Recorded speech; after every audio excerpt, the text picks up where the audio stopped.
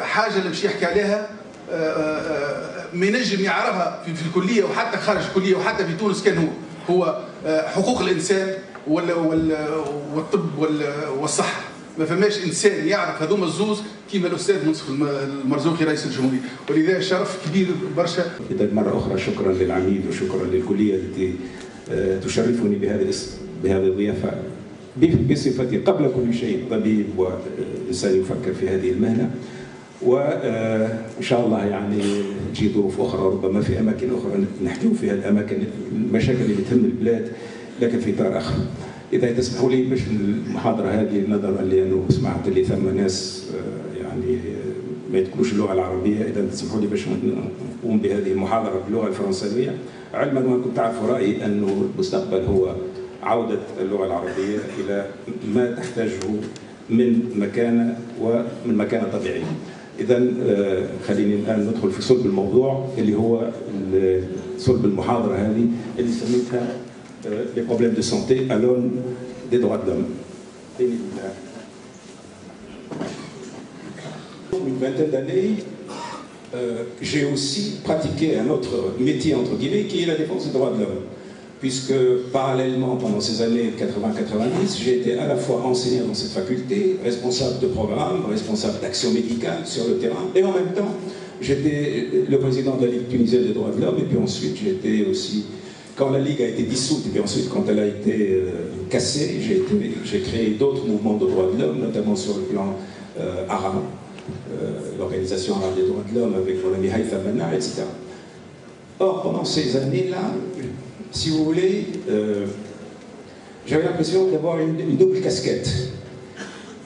Le militant des droits de l'homme et le professeur de santé publique. Et il n'y avait pas d'osmose entre les deux approches. J'avais l'impression d'être... Enfin, quand je venais ici, je mettais ma blouse blanche, l'équivalent d'une blouse blanche. Quand je sortais, je mettais ma casquette des droits de l'homme.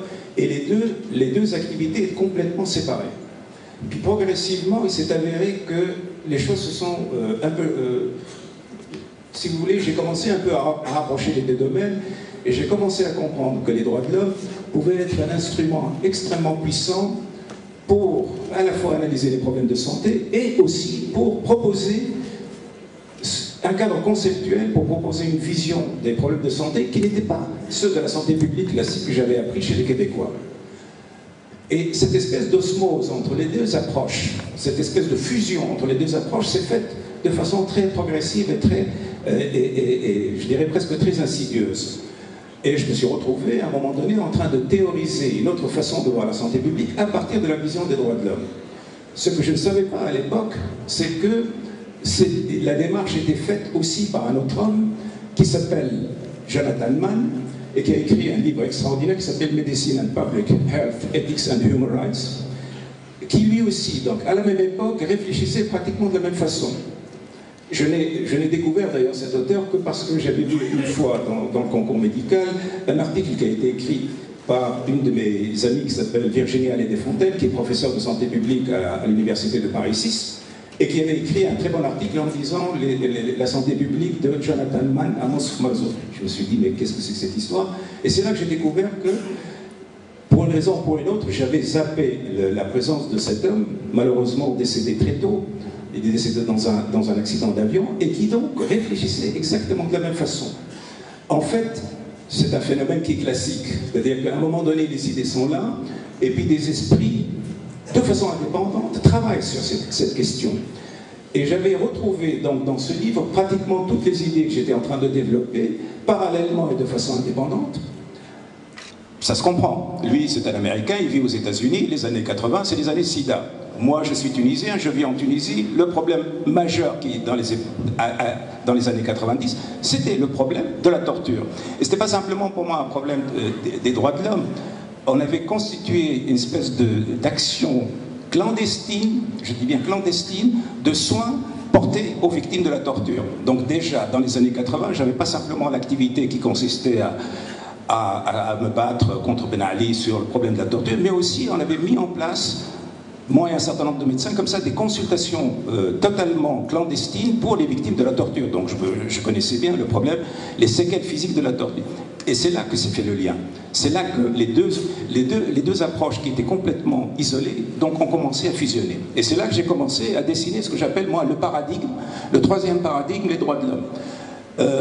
Jonathan Mann, lui, ne parle pas de paradigme, il parle plutôt de cadre conceptuel. Regardez cette phrase que j'ai prise dans son bouquin, il dit « Le défi pour la santé publique consiste à rassembler ses preuves et appliquer ses ressources selon un cadre conceptuel fondé sur les droits de la personne. »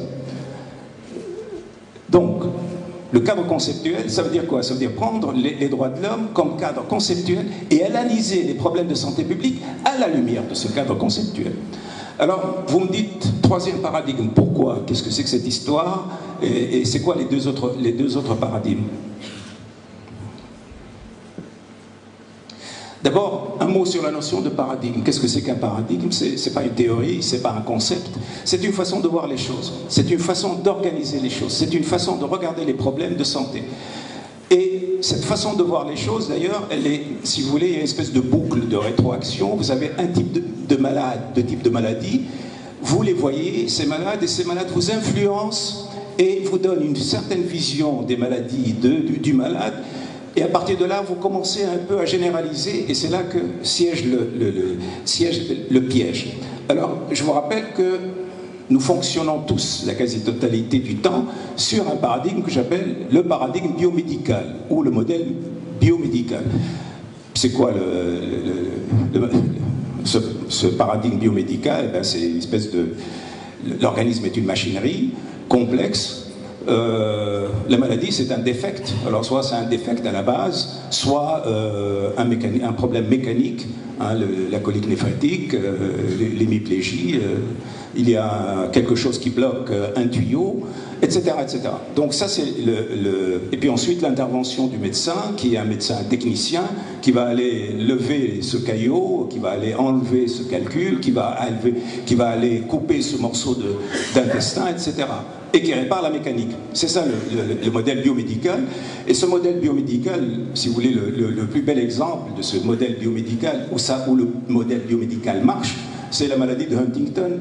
Alors vous savez peut-être ce que c'est que la maladie de Huntington, ceux qui ont fait leur cursus de neurologie. Donc vous savez que c'est une chorée, et une chorée avec une démence sous-corticale, et qu'on sait aujourd'hui que cette maladie, qui est une maladie affreuse, terrible, je ne sais pas ceux d'entre vous ont déjà vu ces pauvres gens, c'est une chorée avec un affaiblissement progressif des facultés intellectuelles, et puis ensuite les gens meurent dans une déchéance physique et psychique qui est absolument affreuse. Et avec ça, on peut strictement rien faire. C'est pas le haloperidol qui va guérir cette maladie. Et on sait aujourd'hui que cette maladie est un espèce de fatum, c'est-à-dire que à la base, il y a un défect, une anomalie génétique localisée sur le chromosome 4, et on sait que c'est le code ADN est répété en principe 11 à 34 fois, mais dans la chorée d'Huntington, il est répété entre 37 et 86 fois. Et on sait avec le dépistage que plus la répétition donc, de ces séquences ADN est importante, plus le pronostic est mauvais. Et de toutes les façons, c'est une maladie qui, une fois qu'elle est là, elle va apparaître plus ou moins tardivement. Mais une fois qu'on en a fait le diagnostic justement sur l'ADN, on sait quel est l'avenir de cet homme ou de cette femme. Ça va être cette déchéance physique et psychique incontrôlable, immuable, à laquelle on ne peut vraiment rien changer.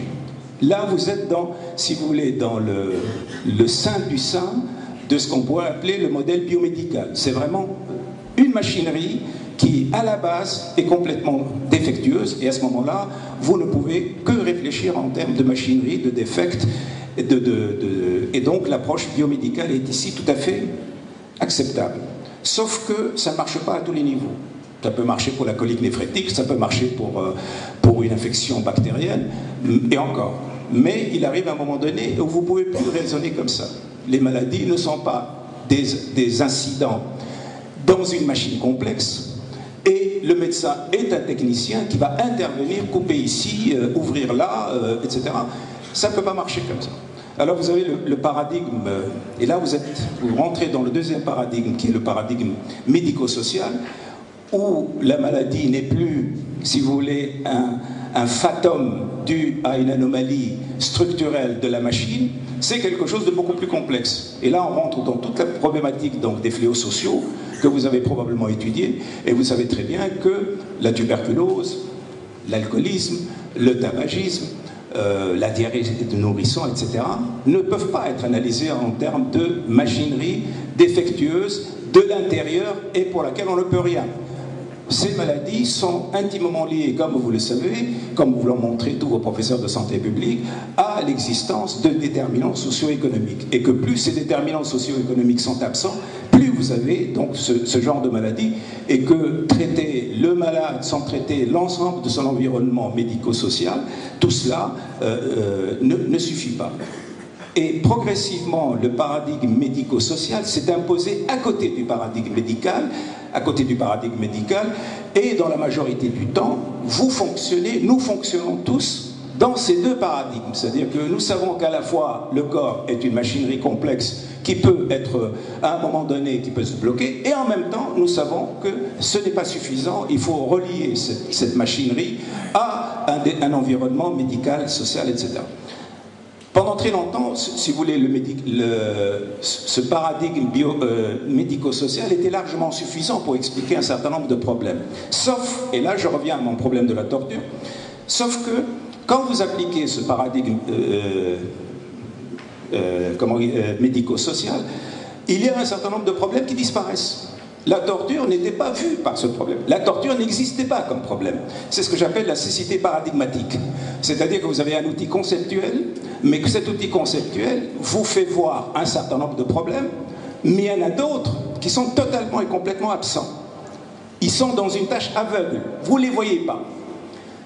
Vous ne les voyez pas. Et pourtant, le problème de la torture est un fléau social. En Tunisie, c'était un problème de santé publique. La torture était un problème extraordinairement important, non seulement en Tunisie, mais dans le monde entier. La pandémie, moi j'appelle ça une pandémie méconnue et sous-estimée. La torture est un problème qui existe dans 153 pays, un problème très répandu dans 66 pays. Ceux qui sont responsables de la torture, ce sont les agents officiels dans 123 pays, les groupes armés dans 18 pays. Bon. Donc c'est pas un problème, c'est un problème, donc comme tous les problèmes médico-sociaux qu'on a l'habitude de voir, qui sont visibles par le paradigme médico-social, tuberculose, alcoolisme, maladies infectieuses, etc. Voilà un énorme problème de santé publique qui était totalement absent de la carte. À un moment donné, dans les années 80, maintenant je ne sais plus, mais dans les années 80, j'avais regardé si la torture était enseignée. Il y avait une seule faculté de médecine qui enseignait la torture comme problématique médicale. Je crois que c'est l'université de Tromsø, en Norvège. Mais sinon, rien. Ce problème était totalement méconnu. Or, c'est un problème médical et de santé publique. Médical, les complications physiques et psychiques sont majeures. Donc dans les consultations clandestines que je faisais, par exemple, j'ai soigné beaucoup de gens qui souffraient essentiellement donc, de paralysie cubitale et radiale parce que à cause de la position, Abdelti vous pourra en parler parce qu'il a subi ça, donc il sait ce que c'est, poulet rôti, etc. Les complications physiques et psychiques sont majeures. Physiques, alors vous avez tout. Vous avez depuis les blessures, vous avez les torsions, vous avez les fractures, vous avez les brûlures, vous avez des choses. Peut-être vous n'avez pas idée de ce que c'est là. Je suis désolé, mais c'est quelque chose de tout à fait extraordinaire. Ce que les individus peuvent faire aux individus, ce que les hommes peuvent faire aux hommes, vous n'avez pas idée. Des horreurs absolues, donc des destructions physiques, mais surtout des destructions psychiques majeures. Pendant des années, d'ailleurs en France, quand j'ai travaillé pendant les années d'exil, j'ai travaillé dans une région qui s'appelle Créteil, et on avait mis en place des consultations, et j'étais frappé de nouveau par cette problématique. Évidemment, on ne torture pas en France, mais ce sont surtout les Africains qui arrivaient, notamment les Guinéens, et qui posaient de très graves problèmes, donc psychiques et physiques de la torture. Donc, c'est un problème médical important. Mais aussi, c'est un problème de santé publique. Qu'est-ce que c'est qu'un problème de santé publique? C'est un problème dont la fréquence, la prévalence, le coût social et économique est important. C'est ça un problème de santé publique. Or, c'est un problème de santé publique puisque, comme ça à la louche, à la louche, on pense qu'il y a au moins en 2002 4 millions de personnes dans le monde qui ont subi ce problème. 4 millions, à la louche. Et toujours à la louche, moi je pense, à l'époque avec les dossiers dont je disposais au niveau de la Ligue des droits de l'homme, je pense qu'au moins 30 000 Tunisiens, ont subi la torture avec ses séquelles physiques et psychiques. Donc voilà un énorme problème de santé publique, un problème énorme et qui est totalement méconnu dans les facultés, qui n'est pas enseigné. Vous n'avez pas eu de cours sur les séquelles physiques et psychiques de la torture. Vous n'avez pas un cours, notamment en médecine communautaire, sur la prévalence, sur les facteurs de risque, etc. de la torture, alors que c'est un problème majeur. Donc vous voyez très bien comment, avec un paradigme particulier, on voit des problèmes et on n'en voit pas d'autres. Et comment le fait d'avoir plusieurs paradigmes à la fois vous permet de voir des types de problèmes de santé qui sont différents. Il faut avoir plusieurs grilles de lecture pour pouvoir débusquer, sortir de l'anonymat un certain nombre de problèmes de santé publique. Et la torture est en est un. Donc là, vous n'êtes pas face à un problème politique. Ce n'est pas un problème politique ici. Pour nous médecins, c'est d'abord un problème médical. Parce que vous allez avoir à traiter donc, de toutes les fractures, de toutes les blessures, etc., les lésions neurologiques, du cubital, de tout ce que vous pouvez imaginer comme complications neurologiques, de ces positions extraordinaires qu'on fait prendre aux gens. Mais ensuite, vous avez donc le traumatisme que laisse la torture. Moi, j'ai connu des gens, j'ai soigné des gens qui étaient là, qui faisaient des cauchemars 20 ans après. Et c'était toujours lié avec ce délabrement, le délabrement physique et psychique que la torture peut avoir. Donc c'est en réfléchissant à partir de ce problème non visible que j'ai commencé à me dire, mais attendez, comment est-ce qu'on peut faire pour que cette torture devienne un exemple de quelque chose, comment est-ce que ce problème qui était invisible dans le paradigme biologique et dans le paradigme social, comment est-ce que cette maladie-là, ou ce problème de santé publique, peut être révélateur d'une démarche. C'est-à-dire qu'il ne suffit pas simplement de réfléchir à torture, mais de dire comment est-ce qu'en réfléchissant sur la torture, on peut réfléchir les problèmes de santé publique et en avoir une autre vision, une autre lecture. C'est ça ce qui est intéressant. Ce n'est pas de traiter la problématique de la torture elle-même sous le problème ou sous la vision sociale, mais c'est de dire est-ce qu'il y a derrière ce problème de la torture qu'on n'a pas vu quelque chose de plus intéressant? Apprendre à réfléchir les problèmes de santé publique autrement que par le biais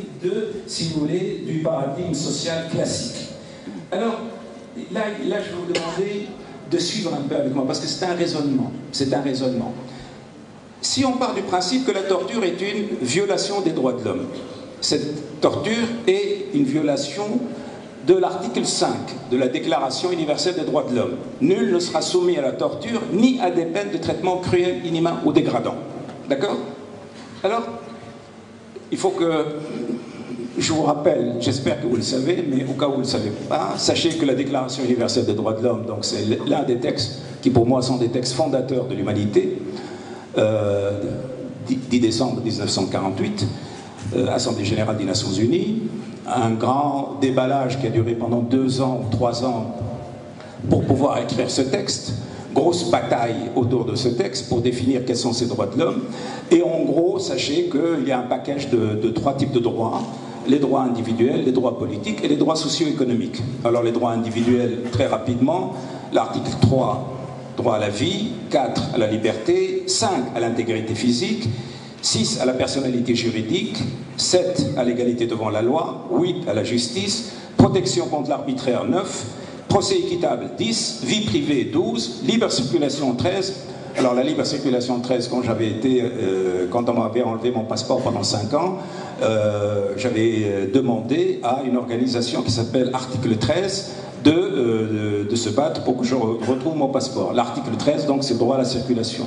Il y a plein d'organisations des droits de l'homme. Il y a l'article 19, lui, c'est la liberté d'expression, et l'article 13, c'est la liberté de circulation. Droit à la nationalité 15, fonder une famille 16, et propriété 17. Puis ensuite, vous avez les droits politiques. La démocratie. Donc, la liberté de conscience, article 18, l'opinion, 19, la liberté d'association, article 20, de participation à la vie publique, l'article 20, et l'article 21, pardon, et l'ordre international juste, l'article 28. Puis ensuite, vous avez les droits socio-économiques, protection sociale, article 22, travail, article 23, repos, article 24, l'article 25 qui nous intéresse, c'est-à-dire le droit à la santé, l'éducation, l'article 26, et la culture, article 27. Alors, l'article qui nous intéresse ici, l'article 25, celui qui stipule le droit de l'homme à la santé, qu'est-ce qu'il dit? Regardez, chaque mot compte. Toute personne a droit à un niveau de vie compatible avec la santé. Le niveau de vie. Vous voyez qu'on ne dit pas tout de suite droit à la santé, il a droit aux médicaments, aux soins. Première chose, il a droit à un niveau de vie compatible avec la santé et le bien-être pour soi-même et la famille, incluant, regardez, l'alimentation, le vêtement, le logement, les soins médicaux, les services sociaux. En cas de chômage, de maladie, de handicap, de veuvage, d'âge avancé, de perte de moyens de subsistance et ou dans des circonstances hors du contrôle. C'est ça l'article 25. Donc c'est beaucoup plus le droit aux déterminants de la santé qu'à la santé elle-même. Il faut bien comprendre ceci.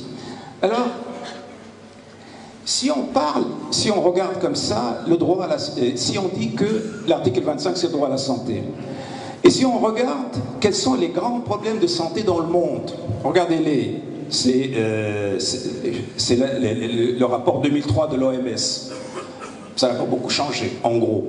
Qu'est-ce qu'on trouve? On trouve que 3,7 millions de personnes meurent de faim. 1,7 million décèdent des problèmes de santé liés à l'eau potable. 3 millions décèdent du sida. 5 millions décèdent des complications du tabagisme.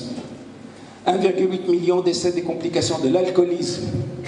0,2 million des drogues illicites. 700 000 personnes des actes de violence dans la torture. 170 millions d'enfants naissent avec un poids insuffisant.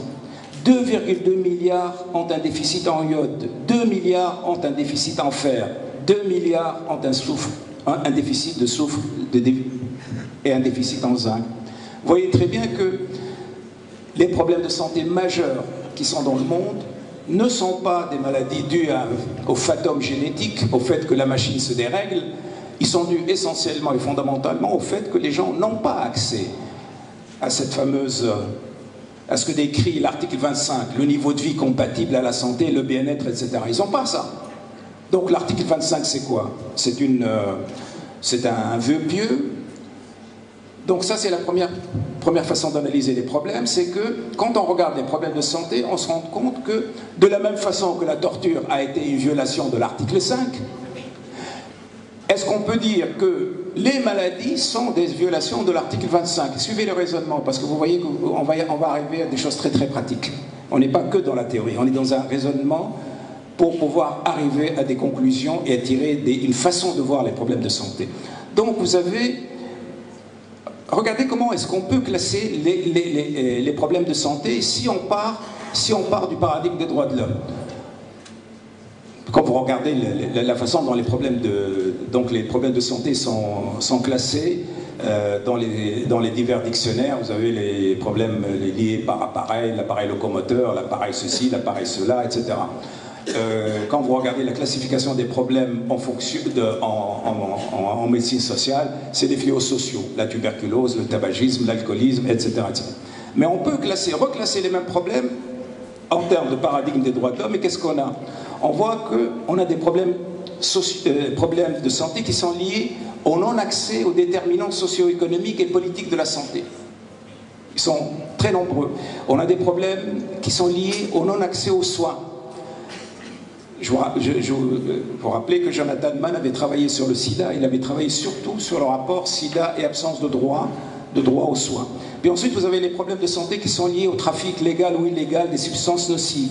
Et vous avez des problèmes de santé qui sont liés à la violence des États, des groupes et des individus. Et vous avez des problèmes de santé qui sont liés au saccage de l'environnement.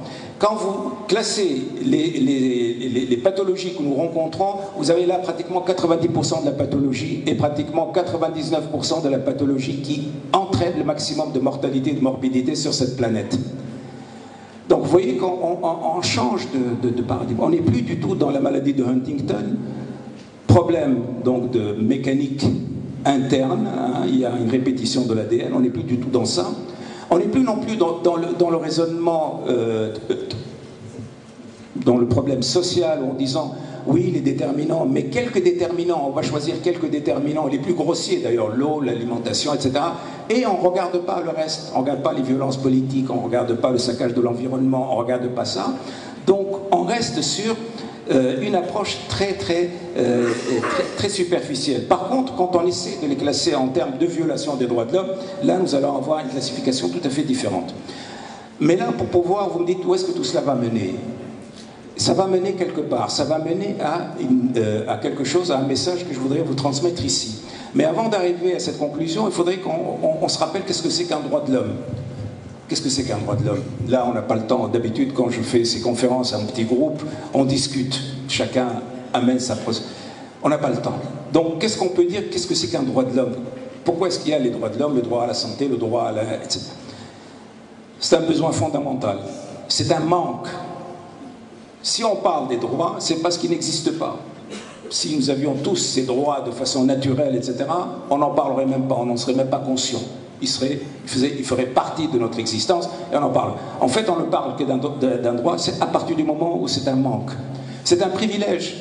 Ceux qui mangent sur cette planète, ceux qui ont accès à l'eau potable, ceux qui ont accès à la dignité, ceux dont le corps n'est pas agressé, etc., ce sont des gens, des privilégiés. Donc le droit de l'homme, c'est un privilège en réalité. C'est un objectif lointain, voire utopique, quand la Déclaration universelle dit « nous voulons les droits de l'homme pour les 6 milliards, etc. » C'est un objectif lointain, voire utopique, parce que la réalité, c'est que ça reste le manque pour la majorité et le privilège pour la minorité. C'est une obligation légale ou morale. Nous devons nous battre pour que les hommes et les femmes sur cette planète aient accès, etc., à l'ensemble des droits politiques, individuels, socio-économiques. Bon, on est très loin. Mais la chose la plus importante, et c'est là que je veux venir, et c'est là que vous allez voir comment on va retomber sur nos pieds pour être pratico-pratique. Vous avez beaucoup de gens, notamment sous la dictature, on racontait, oui, les droits de l'homme c'est bien, mais il ne faut pas oublier qu'il y a aussi les devoirs. Et comme si les droits et les devoirs étaient des choses différentes. Or, c'est la même chose. Et c'est ça l'idée que vous devez garder. Droit et devoir, c'est exactement la même chose. C'est le même concept, mais vu en miroir. Exemple, l'article 19, qui dit j'ai droit à la liberté d'expression. Ok, mais si moi j'ai droit à la liberté d'expression, ça veut dire quoi? Ma liberté d'expression, qui peut la bloquer? Ben, c'est vous. C'est vous qui m'empêchez de parler. Ou si je parle, vous me punissez, vous m'agressez. Par conséquent, ma liberté à moi, mon droit à la parole, c'est votre devoir à vous de respecter ma. Et tout est comme ça. Si j'ai droit à la vie, qui va menacer ce droit à la vie? Ben, c'est vous. Donc, vous devez respecter mon devoir. Si j'ai droit à la dignité, qu'est-ce qui va menacer ma dignité? Ben, c'est vous. Et inversement, vous avez droit à la dignité, qui va la menacer? Ben, c'est moi. Et c'est comme ça que droit et devoir, c'est strictement la même chose. Ce qui fait qu'en réalité, la Déclaration universelle des droits de l'homme, c'est aussi la Déclaration universelle des devoirs de l'homme. C'est ça ce qui doit être absolument compris. Où est-ce que donc le droit, en pratique, il est défini par son insuffisance, sa précarité ou sa violation. Autrement, on n'en parlerait pas. Alors, qu'est-ce qui fait qu'il y ait une violation des droits de l'homme? La violation des droits de l'homme vient du fait toujours que quelqu'un, quelque part, un individu, un groupe, un État, n'a pas fait son devoir de l'homme, n'a pas accepté ses devoirs de l'homme. Donc, c'est ça le problème, c'est ça le noyau. Donc, quelqu'un, quelque part, n'a pas voulu ou pu s'inquiéter d'un devoir de l'homme. Alors, vous voyez où est-ce que je veux en venir? Ça veut dire que les problèmes de santé, c'est pas le fatum génétique, c'est pas quelque chose comme ça qui est, voilà, il y a la pauvreté. Allah. Non, ça veut dire que les problèmes de santé peuvent être reliés à ce que quelqu'un, quelque part, dans un endroit donné, etc., n'a pas fait son devoir de l'homme et qu'il est en train si vous voulez, de violer le droit des gens à la santé. C'est gravissime comme accusation. Ça change complètement notre façon de voir la pathologie. La pathologie n'est plus un fatum, la pathologie n'est plus un accident. Ou plus exactement, le fatum ou l'accident dans la pathologie n'est pas la règle, c'est l'exception. Mais l'exception des problèmes de santé, c'est quelque chose d'autre. L'exception, la règle pour les problèmes de santé, c'est quelque chose de tout à fait différent. Quelque part, quelqu'un se conduit de telle façon que les hommes et les femmes deviennent malades quelque part. Ou n'a pas fait son devoir. Ça devient une perspective tout à fait intéressante. On sort, si vous voulez, de cette innocence où les médecins sont, de dire, écoutez, ils sont là devant une mécanique, mais c'est vrai qu'il y a une part de vérité dans le paradigme biomédical. Je n'ai jamais dit qu'il était faux. J'ai dit tout simplement qu'il n'exprime ou ne traite qu'une partie du problème, mais qu'il y a derrière ce paradigme qui est rassurant pour nous tous, pour moi le premier, il y a quelque chose de plus inquiétant. Il y a quelque chose de plus inquiétant et de plus alarmant et de plus difficile. Alors, prenons le tabagisme, le modèle. Le modèle de la maladie est une violation des droits de l'homme et derrière cette maladie, il y a des violeurs. Le tabagisme est l'exemple parfait. De la même façon que la maladie de Huntington était l'exemple parfait de la justesse du paradigme biomédical, le tabagisme est un modèle parfait pour le modèle, donc, droit de l'homme. Donc, il y a 5 millions qui décèdent annuellement dans le monde des complications du tabagisme. Alors, tout le monde sait que le tabagisme, c'est un commerce juteux, il fonctionne avec la publicité, il fonctionne avec des complicités politiques, et il fonctionne avec des complicités scientifiques. L'un de mes meilleurs amis, qui s'appelle Jean-Jacques Riel, qui est professeur de santé publique à Genève, a écrit tout un livre sur tous les trafics, donc toutes les publicités et toutes les études scientifiques qui ont été commanditées par les grandes compagnies donc de tabac, et qui a démontré qu'un énorme travail non scientifique fait par des scientifiques mercenaires, il y a des médecins mercenaires, il y a des scientifiques mercenaires qui ont travaillé pendant des années pour cacher la réalité donc, du tabac, et que ces gens-là, normalement, sont justiciables comme étant de véritables criminels. Donc, on est en train de glisser ici progressivement vers le fait de dire, mais attendez, jusqu'à présent, si on prend le tabagisme, toujours on reste dans l'exemple, le problème biomédical, il vous dit, ok, il a un épidermoïde.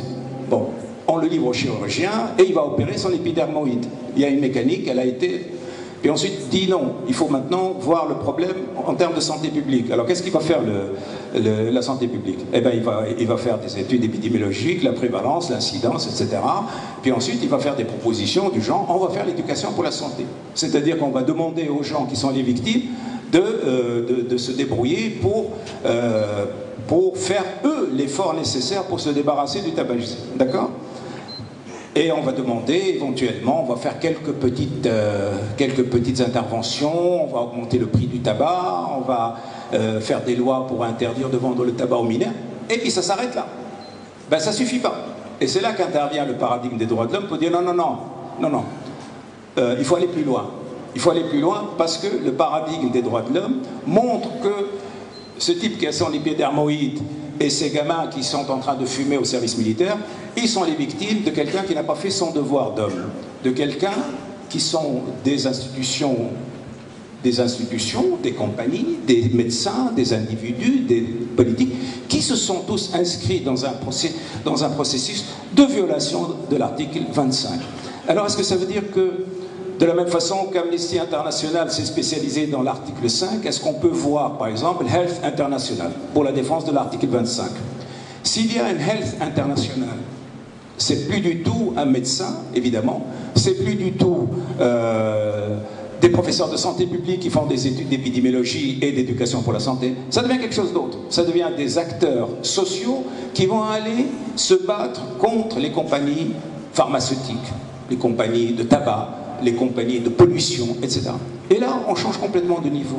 On change complètement de niveau parce que on n'est plus dans le traitement, dans le biomédical où je suis mécanicien, je répare une mécanique. On n'est plus dans le social où j'identifie les facteurs de risque et j'essaie de prévenir autant que je peux sans aller à l'origine du mal. Je suis ici dans une approche qui consiste à dire je monte jusqu'au haut, je vais jusqu'au bout, j'arrive là où le mal a commencé, là où il y a une violation des droits de l'homme parce que des hommes n'ont pas fait leur devoir. Donc, en fait, l'approche Amnesty International est transposable à un grand nombre de ces types-là. On identifie, si vous voulez, le responsable de la violation de droits. Ici, je dis toujours les compagnies pharmaceutiques parce que Dieu sait que j'en ai sur la patate sur les compagnies pharmaceutiques. Et j'espère que dans ce pays, j'espère, monsieur le ministre de la Santé, que les compagnies pharmaceutiques seront mises à contribution pour régler les problèmes du pays, pas sur le dos du pays. Donc on identifie le responsable d'une violation d'un droit. Des actions de dénonciation. On n'est plus du tout ici dans l'étude scientifique, on est dans la dénonciation. Il faut aller dénoncer les compagnies, il faut aller dénoncer tous les acteurs qui ont été susceptibles donc de violer. Puis ensuite, on va faire des sanctions et des réparations, et on va faire des actions qui sont entreprises pour faire cesser les violations et en empêcher la répétition. La torture, ici, l'exemple même. On identifie les responsables, on dénonce, on demande des sanctions et ensuite on fait tout pour cesser le problème. Et vous voyez que par exemple, pour revenir au problème de la torture, la santé publique la médecine comme la santé publique n'a strictement rien. Elle peut rien.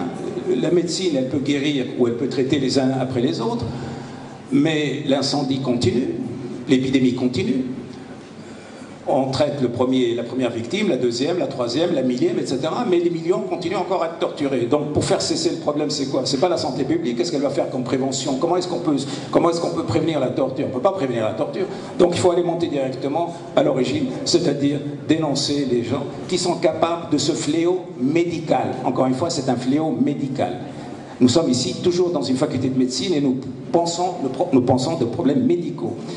Alors, qu'est-ce qui va faire ça? C'est le facteur P, c'est ce que j'appelle le facteur P. Le facteur P, c'est évidemment le facteur politique. C'est lui, le facteur qui va régler le problème. Et vous voyez comment, dans ma démarche personnelle, donc dans les années 90, comment je suis arrivé progressivement à cette conclusion.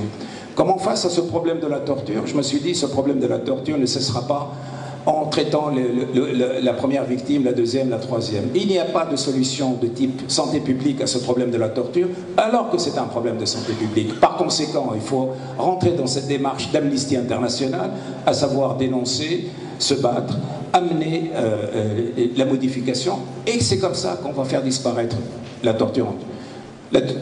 Ce phénomène, ce fléau social disparaîtra en Tunisie et il est en train de disparaître à cause du facteur P, à cause du facteur politique. Et tous ceux qui auraient fermé les yeux sur ce facteur P en disant « Nous, on est médecins, on s'occupe pas, nous, on s'occupe que de notre machinerie, nous, on est là juste pour déboucher les artères, les coronaires, le cholédoque, couper l'appendice, etc. Le reste, none of my business. » Non. Si on veut tirer la pelote, on va remonter à quelque chose de beaucoup plus important, et c'est le rôle de la politique. Alors regardez ce schéma qui, pour moi, s'est élaboré sur pratiquement 20 ans. Je l'ai changé je ne sais pas combien de fois, et avec ça, je ne dirais pas que je comprends un peu ce continuum de la santé, mais cela permet de mettre chaque chose à sa place. En fait, ce que nous faisons dans les hôpitaux, ce que moi j'ai fait comme vous pendant des années, n'oubliez pas que j'étais interne en neurologie, donc j'ai travaillé pendant des années sur les patients, je sais ce que c'est qu'un patient. Et d'ailleurs, en France aussi, pendant les années d'exil, je me suis revenu à la médecine clinique, je sais ce que c'est qu'un patient. Qu'est-ce qu'on fait face à un patient? On fait de la restauration, on restaure la santé. C'est-à-dire que la santé elle est perdue, on la restaure. Alors, le modèle biomédical fonctionne. Effectivement, quand vous êtes face à quelqu'un qui souffre, vous n'avez pas le temps de faire de la philosophie ou de la prospective ou de vouloir remonter aux origines extrêmes. Vous êtes face à un individu, il faut solutionner son problème, vous devez faire votre travail de technicien. J'ai fait mon travail de technicien, j'ai essayé d'être un bon technicien comme tout le monde. Alors, nous sommes dans la restauration de la santé, le paradigme biomédical fonctionne. Vous avez face à vous un sujet qui est le malade, c'est la technologie et ce sont les professionnels qui règlent ce problème. Personne ne discute ceci. Ceci est un paradigme juste, c'est ce que nous devons faire et nous n'avons pas le droit, face à des cas individuels, isolés, de réfléchir autrement. Nous devons être d'excellents techniciens, nous devons utiliser la technologie, nous devons nous focaliser, comme fait le chirurgien qui lui oublie tout le reste et dans le champ opératoire, il ne voit que la maladie. Nous devons aussi mettre ce champ opératoire et ne voir que le patient travailler en tant que technicien. Ça ne suffit pas. Ça, c'est un champ. C'est le champ de la restauration. Vous avez un étage plus haut, parce que ce malade, d'où il vient? Il peut venir d'un accident génétique ou d'un accident de ski. Hein? Mais en général, l'accident de ski, comme l'accident génétique, c'est l'exception. La règle, c'est que ces malades viennent de ce qu'on appelle les populations à risque, surtout dans nos pays à nous. Les populations à risque, ce sont les populations effectivement fragilisées. Fragilisées par quoi? Par le fait qu'ils n'ont pas accès aux déterminants socio-économiques, etc. Alors, que fait la santé publique? Et là, c'est le paradigme social. Elle fait de la protection. Donc, vous avez de la restauration, vous avez de la protection. Population à risque, prévention, et ce sont des équipes multidisciplinaires. Ça a été une grande avancée de dire que les affaires de santé, ça ne concerne pas que les médecins, ça concerne aussi les sociologues, les infirmières, ça concerne les ethnologues, ça concerne les psychologues, etc. Et donc, les vraies équipes qui font de la bonne prévention sont forcément des équipes multidisciplinaires. Et là, ce n'est pas de la technologie, ça c'est de la planification, l'utilisation de ressources, les modifications du mode de fonctionnement du système de soins, etc. Sauf que là aussi, ça ne suffit pas, parce que ces populations à risque, ils viennent de la population générale. Et cette population générale, c'est elle qui fournit à la fois les populations à risque, qui elles-mêmes fournissent les patients. Cette population générale, c'est là que se joue, c'est à ce moment-là que tout se joue. Et c'est le paradigme des droits de l'homme qui peut tout expliquer. C'est-à-dire qu'au niveau de cette population, plus cette population a accès aux droits sociaux, économiques, politiques et culturels, plus elle est en bonne santé. Et inversement, moins elle a accès aux droits sociaux, politiques, économiques, culturels, plus elle est à risque. Plus elle va fournir des populations à risque qui elles-mêmes fournissent davantage de malades. Et ça, nous sommes dans le système de promotion de la santé et nous sommes en plein dans le paradigme des droits de l'homme. Et ici, quand vous avez des individus, des groupes, des États, des compagnies, etc., qui ne font pas leur devoir d'homme, qui ne respectent pas le droit à la santé, qui ne respectent pas le droit à la dignité, qui ne respectent pas le droit à la justice, qui ne respectent pas le droit à l'égalité, c'est-à-dire qui ne respectent pas l'ensemble de ces droits-là, ils sont responsables de la pathologie, des maladies, donc de ces populations. Et ces populations fragilisées vont donner des populations à risque, lesquelles vont remplir les hôpitaux de malades. Par conséquent, encore une fois, le paradigme des droits de l'homme n'est pas un paradigme substitutif. Il ne remplace pas le paradigme biomédical, il ne remplace pas le paradigme social. Il est tout simplement le niveau le plus supérieur, donc, de ce continuum de la santé. Pour pouvoir évidemment avoir une vision globale, macroscopique de ce continuum de la santé, il faut raisonner en termes de restauration, protection et promotion. La restauration technique, biomédicale, malade, technologie professionnelle. Un étage au-dessus, la protection, population à risque, prévention, équipe multidisciplinaire. Et un étage au-dessus, c'est la promotion, droits de l'homme, population. Et évidemment, ici, c'est le facteur politique. C'est le facteur politique qui peut régler le problème. Donc voilà un peu, aujourd'hui, par exemple, si je reprends ce problème de la torture, tel qu'il était traité dans les années 90. Ici, au niveau de la restauration, on ne voulait pas rien savoir de ce problème-là. On l'occultait.